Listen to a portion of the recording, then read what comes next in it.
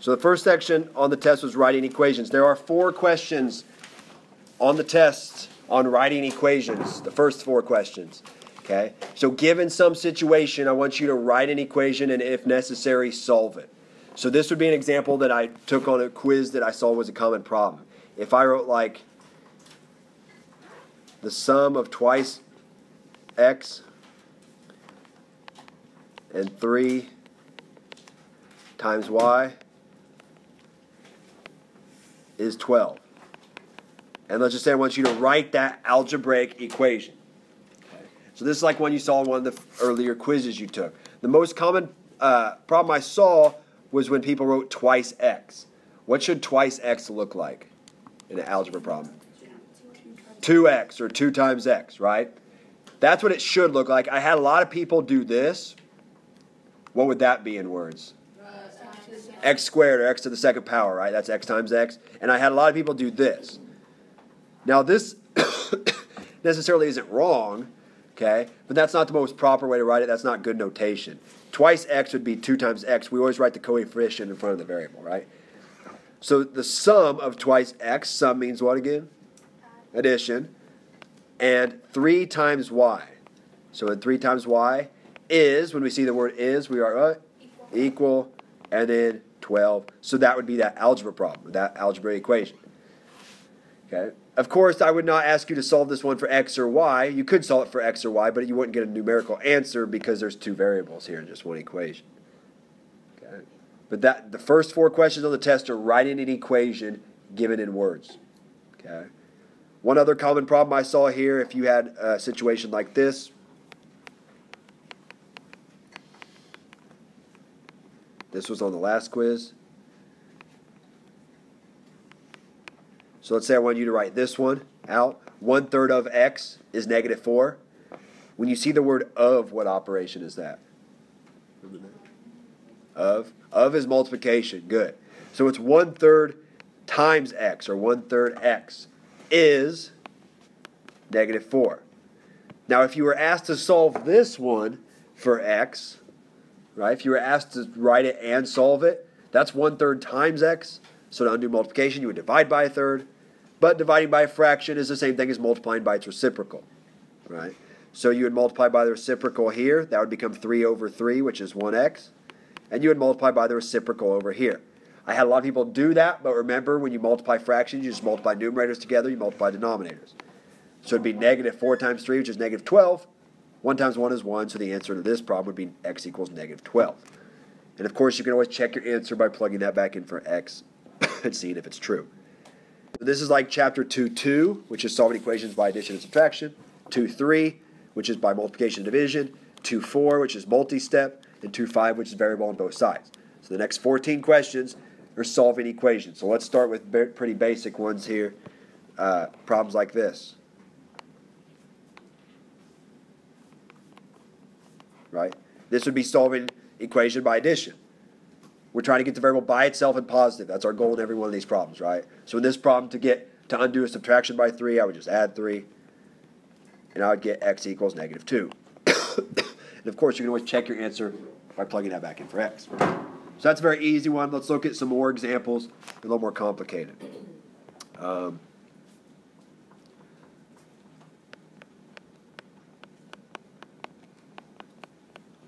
So you had one like this. 14 minus -x equals 10. I want to solve for x. I want to get x by itself and positive. What would be the best approach to take here? Right. Whenever you have a minus and negative beside each other, back to back, you should just make that an addition sign, because subtracting a negative is the same thing as adding. Right? So if I just make that 14 plus x equals 10, because whenever you have negatives back to back, then what would you do to get x by itself? Yeah, just subtract 14. It's a positive 14. So you subtract 14, that goes away, x is -4. Okay? So 14 minus the opposite of -4, which is +4, is 10. They had one like this. 5 plus x over 3, or x divided by 3, equals -4. I want to solve this for x, try to get it by itself and positive. Would be the best first step to take here. Yeah, I'm going to go ahead and move over that +5. You could multiply by 3, but if you multiply by 3, you have to multiply this by 3, and you have to multiply this by 3. So I'm just going to move over the plus 5 first. It's positive 5, so I'll subtract it. That leaves me with x over 3, or x divided by 3 equals, that's negative 9 again. Negative 4 minus 5 more is negative 9. Finally, to get x by itself here, I would undo this division by 3. So you multiply by 3 here, that way those cancel. Multiply by 3 here. X equals negative 27.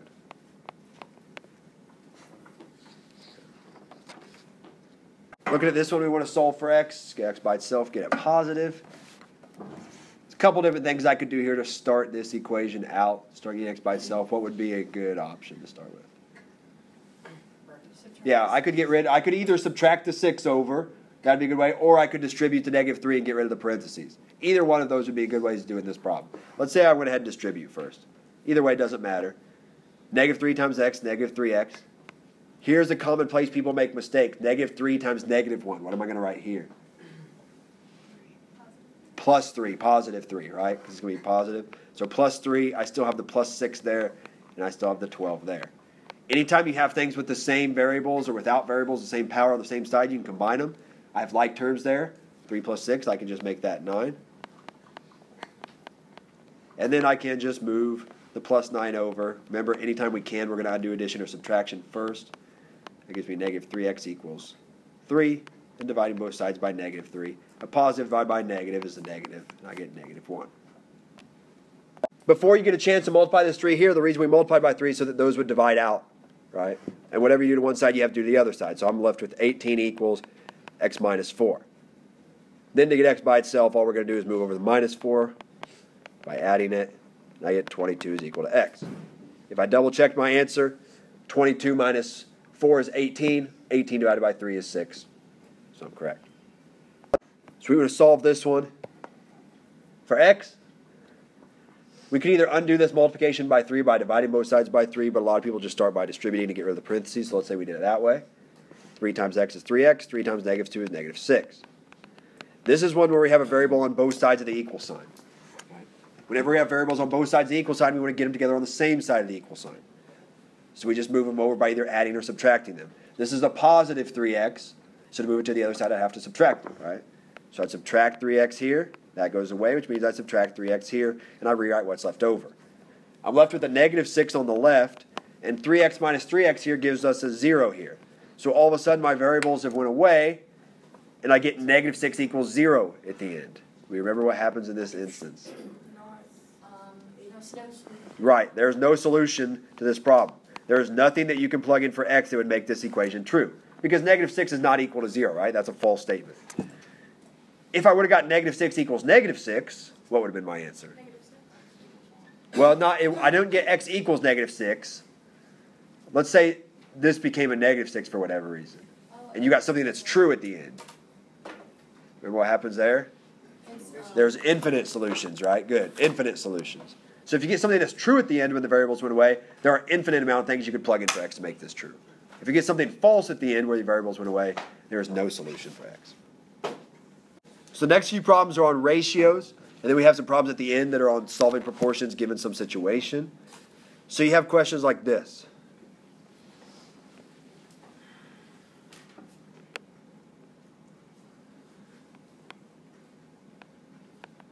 I want to know, do those two things make a proportion? Are those two things proportional? Those two fractions? Remember this was like at the top of the homework assignment you just turned in? Trying to find out if they're proportional. What's one thing I can do here to find out if these are proportional? Yeah. Right, you can cross multiply and set those equal to each other, right? You can take 5 times 10, which is 50, and you can see if that equals 3 times 25, which is 75. It does not, so I would say these are not proportional. Remember what you're doing when you cross multiply is you're just getting rid of the fractions. You're multiplying both sides by 5 here. That goes away. That becomes 50. And then you're multiplying both sides by 25 here, which is what we just did. Okay. What's another thing I could try? Yeah, I could just reduce the fractions and compare them, right? Both these things are divisible by 5, so I can reduce by 5 over 5. That'd be 2/5. So 2/5 and 3/5 are not the same. So it's no, those are not equal. So that's finding if two fractions are proportional. You have a proportion here. Same sort of thing you can solve. You can solve by cross multiplying and setting the cross products equal to each other. Or you could get rid of the division by 8 by multiplying 8 on both sides, and then get rid of the division by x. Most people start by cross multiplying. 8 times 8 is 64, equals 6 times x is 6x, and then you would just divide both sides by 6. X equals, I could simplify this. Both of these things are divisible by 2. So that'd be 32 over 3. Now, you may not get a whole answers on the test. That's okay. You just reduce the fraction as much as you can. I would just double check your work to make sure, but it's very possible to not get whole answers or integer answers on the test. That's fine. Yeah, question. Number 10 on the last quiz you took. Something like this. Okay. So when you cross multiply here, you take 2 times x, which is 2x. So that equal to cross multiply here. When you cross multiply here, you need to take 8 times this whole thing. Right? So you would like distribute this 8. 8 times x is 8x. 8 times 1 is 8. So that's what that would look like after you cross multiply there. Back 2x from both sides, you'd be left with 0 equals 6x plus 8. Then what would you do to start? Then you subtract 8. Then you want to move the 8 over, right? So you'd get negative 8 equals 6x, and then you would divide both sides by 6, and get negative 8 over 6 equals x, which you could simplify that to negative 4 over 3. Right? So just remember, if you subtract something, write a 0 there, and then you might have to move something else over. So solving equations for a specific variable, I have to tell you what variable I want you to solve for. So in this problem, I have 4x minus 7, or 4x minus y equals 7. I want you to solve for x, which means that's the variable you're getting by itself and positive on one side of the equal sign. Okay. So I'm trying to get that variable by itself, this x. So I just treat everything else the same. I just still working my same algebra steps to get x alone. So what is going to be my first step here? Yeah, let's add y to both sides, right? We undo addition to subtraction when we can. So if we add y here, we have to add y here, rewrite what's left over. That went away. So I'm left with 4x equals, and I'll just write it as 7 plus y on that side. Just because I can't add those two things together, right? They're not like terms, so I'll just go as far as I can. So now I need to undo that multiplication by 4 to x. So I would just divide by 4, which means I have to divide that side by 4. And I'm left with x equals 7 plus y, all divided by 4. And that would be my final answer, right? There's no numerical answer here because I didn't tell you what y equals. I just want you to rearrange it to get x by itself. And that's what you did. Okay. Now if I told you y was 30, you would just plug in 30 for y, add 7, divide by 4, and you'd get x.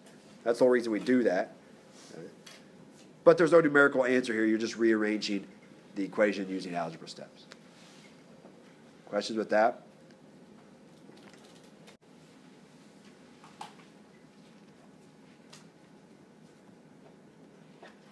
For example, I said you earned $200 in 3 days.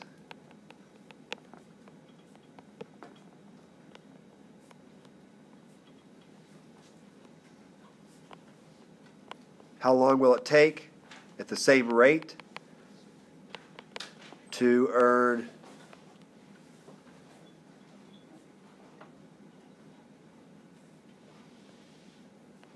$700? Okay. Set up a proportion of dollars to days because you want to be the same rate. So if you earn $200 in 3 days, I want to know $700 in some unknown amount of days. All right. And you know how to solve these. You can cross multiply. You get 200x equals 2100. Solve for x, divide both sides by 200. Take 2100 divided by 200, and you would get x equals 10.5. So it'd be 10.5 days. Which makes sense, right?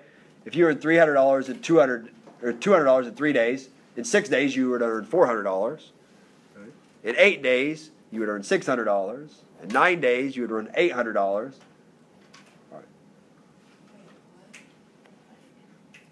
No, right? Because in 9 days you would earn $600. So it should be just over 9 days a little bit to get to 700. Right? So it'd be 10.5 days. Let's look at another one. If you used 8 gallons of gas to go 150 miles,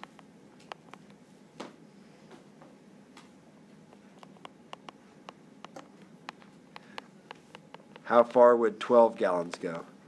The same rate.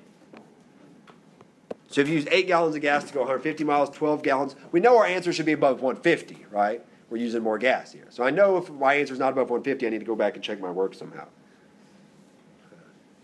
So I'm going to write a proportion. Since they're equal, I could go of gas to miles or miles to gas, either way. So if I went 8 gallons is 150 miles, I want to know unknown, or 12 gallons to unknown miles. I went gallons to miles here. I went gallons to miles here. Cross multiply. 8x equals, cross multiply the other direction, 1800. Divide both sides by 8. 225.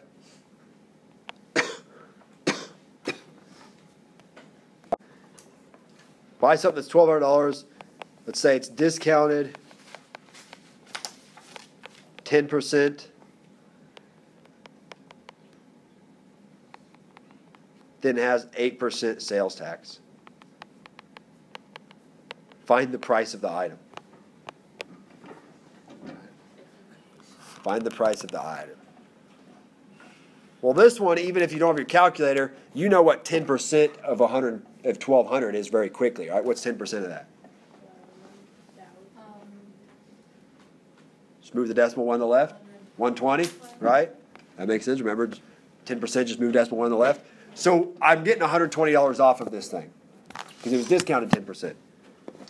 So that means its price is going to be $1,080 because I took 10% off. Then I need to include sales tax of 8%. So 8% as a decimal would look like what? 0.08, right? Remember, you move the decimal to the left. You're dividing it by 100. So I want to know 8% of 1,080. That means multiplication.